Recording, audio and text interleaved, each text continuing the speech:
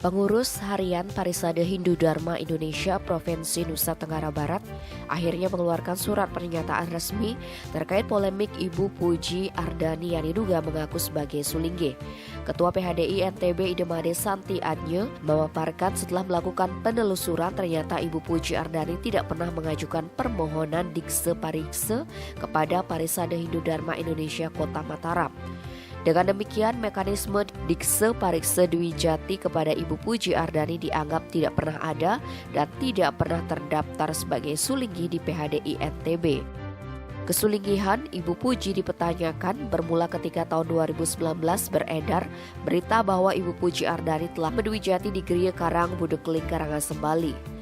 Mencermati hal itu, Parisade Hindu Dharma Indonesia Kota Mataram berinisiatif melakukan konfirmasi ke Griya Karang Budekling Karangasembali.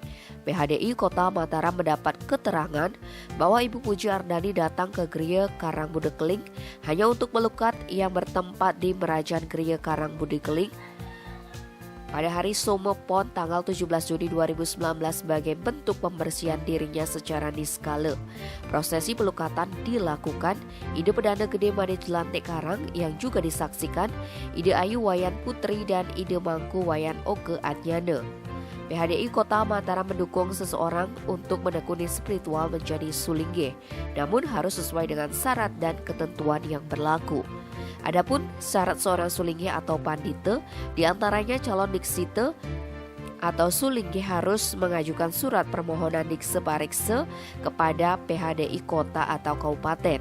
Dalam proses dikse Dwi Jati khusus yang berlaku di NTB, PHDI berkewajiban memeriksa secara administratif peserta dikse tatwa kawikon calon diksite atau sulingge dalam rangka dikse parikse dan rekomendasi setelah pelaksanaan dikse parikse yang dipimpin oleh Manggala Dharma Upapati PHDI Indonesia Nusa Tenggara Barat. Namun hal ini tidak dilakukan Ibu Puji Ardani yang telah menyatakan dirinya sebagai sulingge atau pandite dengan abisike Ide Pandite istri Nabe Tapakan, Swimas Gange Naraya sehingga menimbulkan kegaduhan di masyarakat. Tim Bali Express melaporkan.